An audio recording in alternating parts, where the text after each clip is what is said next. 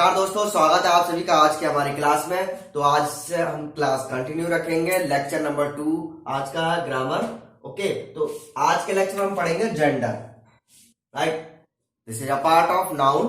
तो इससे एक क्वेश्चन आपका जरूर आता है, हर साल आता है, हमेशा आता है, चाहे वो टैट हो, सी टैट हो या आपका सुपर टैट हो। इससे एक क्वेश्चन आना स्वाभाविक है। ओके, तो ये 4 प्रकार के आपके जेंडर होते हैं, masculine, feminine, common and neutral gender. तो सबसे पहले बात करते हैं हम मैस्कुलाइन की। मैस्कुलाइन क्या होते हैं आप समझ ही रहे होंगे।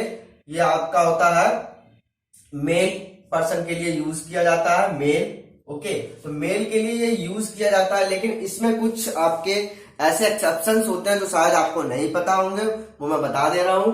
ओके, वही उन्हीं में से लगभग पूछा जाता है। जैसे आपका सन हो गया, सन यानी कि सूरज, ये भी आपका क्या होता है, मेल होता है। स्ट्रेंथ, स्ट्रेंथ ये भी आपका क्या होता है, मेल होता है। सन और स्ट्रेंथ आपका मेल कैटेगरी में आता है। तो इस प्रकार के जेंडर ज्यादातर पूछे जाते हैं। ओके, अब आपका आ जाता है फेमिनाइन। फेमिनाइन में क्या होता है, ये आपका फीमेल होता है, फीमेल जेंडर होता है।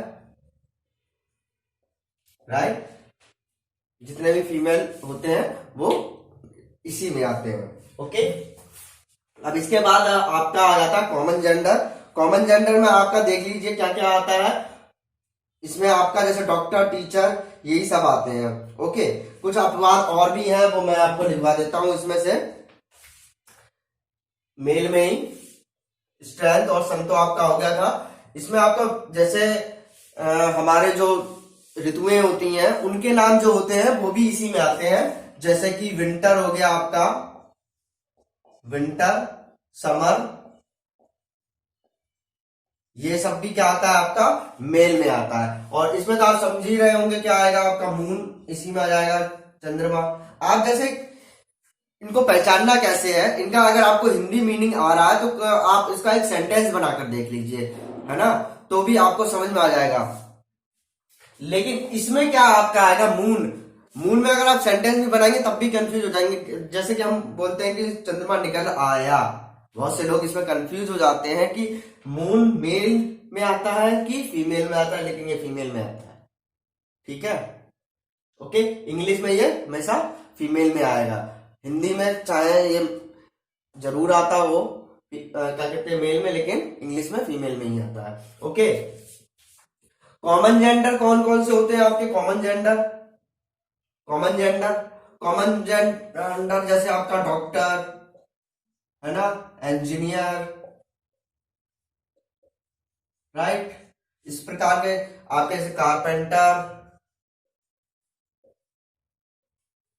ठीक, तो ये सब जितने भी आते हैं ये किस में आते हैं, आपके कॉमन जेंडर में आ जाते हैं। राइट, न्यूट्रल जेंडर जो होते हैं वो नॉन लिविंग थिंग होते हैं। क्या होते हैं, नॉन लिविंग थिंग जितनी भी होती हैं वो क्या होते हैं, आपके न्यूट्रल जेंडर होते हैं। आपसे पूछ लिया जाता है क्वेश्चन, कैसे आता है कि ये बताइए इसमें कौन सा जेंडर होगा, मैस्कुलाइन या फेमिनाइन, कॉमन, न्यूट्रल, इस तरीके से आपसे पूछा जाएगा, एक वर्ड दे दिया जाएगा। राइट, तो बहुत सारे बच्चे कंफ्यूज हो जाते हैं। मून दे दिया जाता है तो कई लोग फीमेल की जगह मेल लगाकर चले जाते हैं और फिर क्या हो जाता है, गलत हो जाता है, माइनस मार्क। ठीक, तो आपका नॉन लिविंग थिंग में जैसे टेबल हो गई, टेबल, चेयर, फैन, राइट, ये सब क्या आ जाते हैं आपके नॉन लिविंग में आ जाते हैं। तो ये आपके 4 प्रकार के जेंडर है, इसका स्क्रीनशॉट ले लीजिए। चलिए आगे मूव करते हैं। तो देखिए न्यूट्रल जेंडर में कुछ एक्सेप्शन है, वो भी देख लेते हैं। इसमें क्या क्या आपके एक्सेप्शन होते हैं, जैसे रेप्टाइल, रेप्टाइल आपके न्यूट्रल जेंडर में आ जाएंगे। ओके, इसका कोई भी जेंडर मेल फीमेल मत लगा देना, जाके रेप्टाइल अगर आ जाए तो आपको और ये तो रेप्टाइल है, ये मेल होगा, नहीं, ये किसमें आएगा, आपका न्यूट्रल जेंडर में आ जाएगा। ओके, इसी प्रकार आपका न्यूट्रल जेंडर में न्यूबॉर्न बेबी भी जो है, न्यूबॉर्न बेबी, न्यूबॉर्न बेबी भी क्या आता है आपका न्यूट्रल जेंडर में ही आता है। तो इस तरीके के आप जितने भी आपके अपवाद है वो आप क्या करेंगे, याद रखेंगे। ओके, चलिए आगे चलते हैं। ओके, तो चलिए देखते हैं केस ऑफ नाउन। 4 तरीके के आपके केस ऑफ नाउन होते हैं, subjective, objective, possessive and vocative. चलिए देखते हैं, सबसे पहले सब्जेक्टिव केस देखते हैं। सब्जेक्टिव केस क्या होता है नाउन में? देखिए, सब्जेक्टिव केस जो सब्जेक्ट की जगह पर आएगा वही क्या होगा, आपका सब्जेक्ट होता है ना। जैसे मान लीजिए एग्जांपल देख लेते हैं हम लोग, Ram is reading. Okay, reading, तो राम इज रीडिंग, राम कहां आ रहा है, आपके सब्जेक्ट केस पर आ रहा है राम, ठीक है। सब्जेक्ट की जगह पर आ रहा है, तो ये नाउन आपका कैसा हो गया, सब्जेक्टिव नाउन हो गया, ठीक है, सब्जेक्टिव नाउन, ठीक है। ओके, और ऑब्जेक्टिव केस क्या होता है? ऑब्जेक्टिव केस वो होता है जो नाउन आपका ऑब्जेक्ट की तरह यूज होता है, उसको हम बोलते हैं ऑब्जेक्टिव केस बोलते हैं। ओके,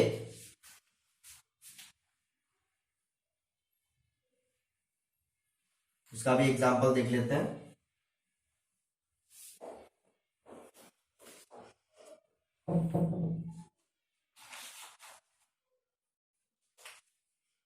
सब्जेक्टिव ऑब्जेक्टिव, चलिए इसका एग्जांपल देख लेते हैं। He helped Suresh. ओके, उसने क्या किया, सुरेश की हेल्प की। तो यहां पर जो सुरेश आ रहा है ये क्या आ रहा है, आपका ऑब्जेक्ट में आ रहा है, तो ये आपका हो गया ऑब्जेक्टिव नाउन, ठीक है। ये क्या हो गया आपका ऑब्जेक्टिव नाउन हो गया, राइट। आपका सब्जेक्टिव केस देख लिया आपने, ऑब्जेक्टिव केस देख लिया। चलिए आप देखते हैं वोकेटिव केस।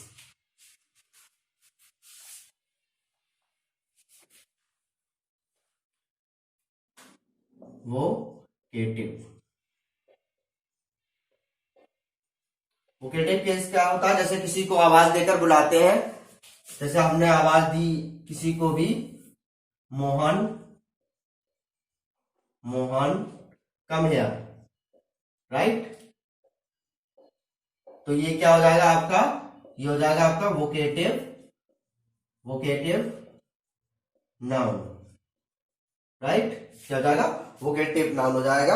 यहां पर पता चल रहा है कि हम किसी को बुला रहे हैं, तो ऑफ कोर्स आवाज देकर ही बुला रहे होंगे। ओके, अब इसके बाद हम देखेंगे पजेसिव केस, देखेंगे पजेसिव केस के कुछ टाइप्स होते हैं। ओके, वो हम देख लेते हैं। चलिए अब देखते हैं पजेसिव केस। पजेसिव केस क्या होता है, ये आपका अधिकार व्यक्त करता है। क्या व्यक्त करता है, अधिकार। ओके, जैसे हमने कहा दिस इज रोहन पेन, तो ये पेन किसका है, रोहन का है। ओके, तो ये एक चीज और आप ध्यान रखेंगे कि जब भी हम लिविंग थिंग के लिए यानी जीवित वस्तु के लिए किसी का अधिकार प्रकट करते हैं तो अपॉस्ट्रोफी एस लगाते हैं। ओके, क्या लगाते हैं, अपॉस्ट्रोफी एस लगाते हैं। नॉन लिविंग थिंग के लिए, नॉन लिविंग थिंग के लिए ऑफ का प्रयोग करते हैं। किसका प्रयोग करते हैं, ऑफ का। और दूसरा रूल ये भी है कि डबल पजेसिव नहीं लगाते। ओके, नहीं लगाते। जैसे मान लीजिए अगर कहा जाए कि यह घर सोहन के भाई का है, तो देखिए इसमें डबल पोजीशन तो आ रहा है, राइट। लेकिन जब इंग्लिश में पढ़ाएंगे तो नहीं आएंगे। कैसे डबल पोजीशन आ रहा है कि यह घर रोहन के भाई का, सबसे पहला आपका होगा रोहन का कौन है, भाई, तो भाई पर अधिकार हो गया। दूसरा क्या है, भाई का घर है, तो ये घर जो है भाई का हो गया, तो दूसरा अधिकार ये होगा। तो इसका अगर हम ट्रांसलेट करेंगे तो कैसे करेंगे, दिस हाउस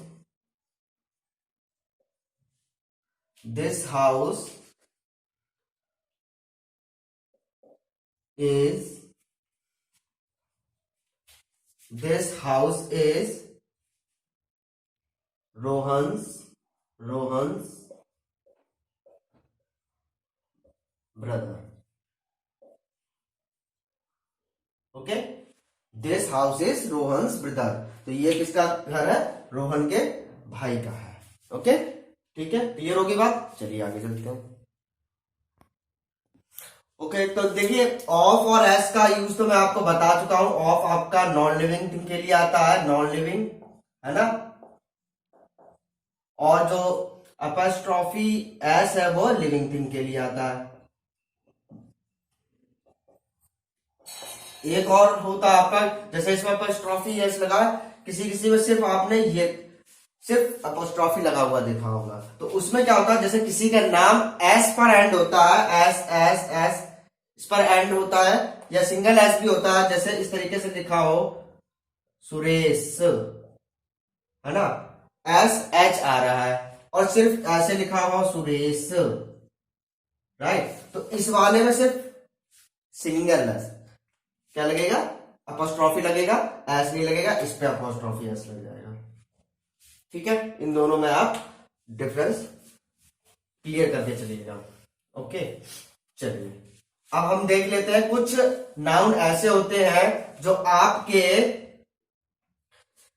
सिंगुलर होते हैं लेकिन प्लूरल की तरह दिखते हैं, उनके एग्जाम्पल देख लेते हैं, क्या क्या एग्जाम्पल्स हैं। चलिए बता देते हैं आपको। नाउन में दिखने वाले प्लूरल होते हैं, जैसे आपका होता है बायनाकुलर,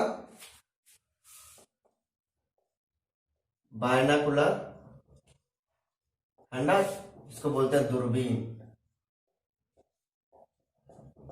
ये आपका लगता क्या है प्लूरल की तरह, लेकिन होता है आपका सिंगुलर, जैसे स्पेक्टेकल्स, चश्मा, चश्मे में लोग समझते हैं दो वो लगे होते हैं, तो क्या होता है,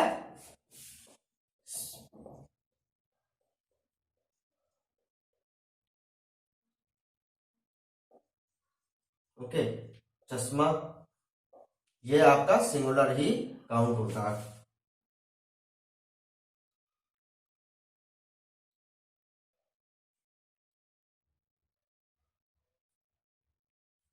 चलिए ठीक है,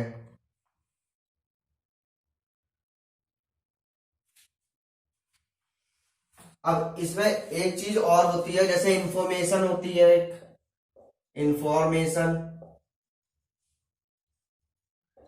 आप कहेंगे कि इंफॉर्मेशन में तो बहुत सारा डेटा होता है, तो ये आपका प्लूरल की तरह यूज होना चाहिए, लेकिन ये भी सिंगुलर की तरह यूज होता है। ठीक है, तो इसके साथ सिंगुलर की ही आपकी क्या आएगी, वर्ब आएगी। कभी भी आर या वर्ब लगाने की कोशिश मत कीजिएगा इन सबके साथ, नहीं तो गलत हो जाएगा। तो आज की क्लास यहीं पर समाप्त करते हैं, मिलते हैं नेक्स्ट क्लास में, तब तक के लिए धन्यवाद।